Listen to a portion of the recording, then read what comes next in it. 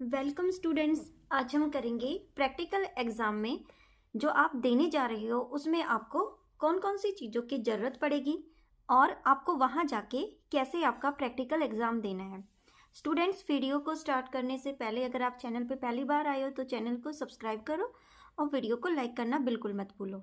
अभी हम स्टार्ट करते हैं आज की वीडियो। सबसे पहले आप देखो जो हमारा प्रैक्टिकल एग्ज़ाम है, ठीक है। तो प्रैक्टिकल एग्जाम आपको पता है आपके कौन कौन से सब्जेक्ट के होने वाले हैं, ठीक है। उसके पहले आप क्या करोगे, आपको जो है साइबर कैफे पे जाना है और सबसे पहले एडमिट कार्ड जो है वहाँ से डाउनलोड करना है, ठीक है। और उस पर आपकी एडमिट कार्ड के साथ साथ आपको हॉल टिकट भी जो है वहाँ से मिल जाएगा, ठीक है। तो वहाँ पे आपको एग्ज़ाम डेट लिखी होगी, उसके अंदर हॉल टिकट के अंदर ही लिखा होता है और आपका जहाँ पे आपका प्रैक्टिकल होने वाला है उस सेंटर का नाम भी आपको मिलेगा, ठीक है। उसके बाद क्या करना है, आपको वो साथ में लेके जाना है और क्या चीज़ें लेके जानी है वो भी हम देखते हैं। प्रैक्टिकल फाइल, ठीक है, आपने बनाई होगी। जैसे हम बात करते हैं 11 से लेके 14 तारीख के बीच में आपका होम साइंस का और साइंस का प्रैक्टिकल होने वाला है। तो बेटा ये देख लेना कि 11 से लेके 14 तारीख के बीच आप, ये नहीं है कि आपका मन करेगा तभी आप जाओगे। आपको क्या करना है, अपने सेंटर पे जाना है और वहाँ पता करना है कि आपका एग्ज़ाम जो है प्रैक्टिकल एग्ज़ाम किस डेट का है और उसी तारीख को आपने जाना है, ठीक है।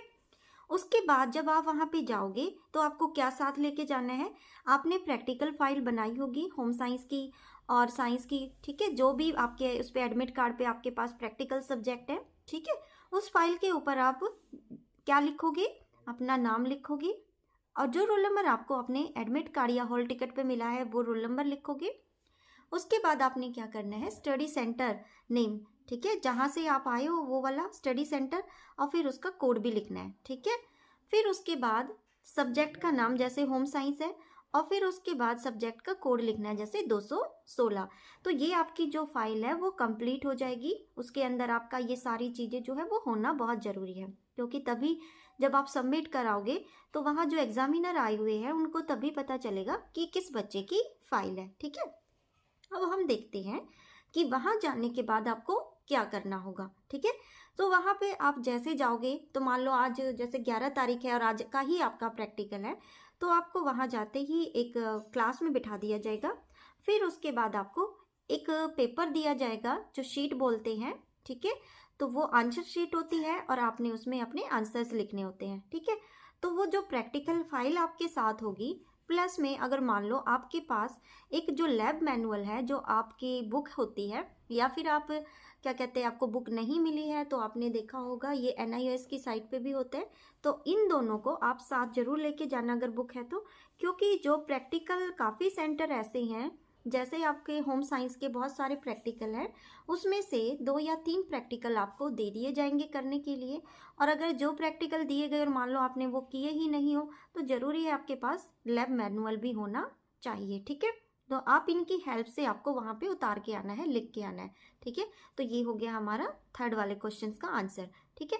नेक्स्ट हम देखते हैं, अभी हम देखते हैं हमारा थर्ड हो गया है वाइवा देना होगा, ठीक है। वाइवा मतलब जब आपका प्रैक्टिकल कंप्लीट हो जाएगा, आप जो अपनी आंसर शीट है उसको सबमिट करा दोगे, फिर आपको वाइवा देना होगा। अब मान लो वाइवा पूछने वाले जो एग्जामिनर होते हैं उन्होंने आपसे क्वेश्चन पूछा, फर्स्ट एड बॉक्स के बारे में ही पूछा कि फर्स्ट एड बॉक्स में क्या क्या चीज़ें होती है, ठीक है। तो वो आपको याद होना चाहिए। और एक क्वेश्चन ये भी है, प्राथमिक उपचार क्या होते हैं, ठीक है। तो ये भी आपको पता होना चाहिए कि रोगी को घर पे पहले प्राथमिक उपचार, या आप कहीं रास्ते में जा रहे हो किसी के साथ कुछ ऐसा हो जाए तो उसको प्राथमिक उपचार कैसे देते हैं। तो ऐसे ही आपके जो प्रैक्टिकल है उनमें से ही क्वेश्चन, मान लो एक क्वेश्चन ये भी बनता है कि आप जैसे आ गया कपड़ों की सुरक्षा के ऊपर, ठीक है, कि कपड़ों को धोने के बाद कैसे सुखाना चाहिए, उसकी जो देखभाल है वो कैसे करनी चाहिए।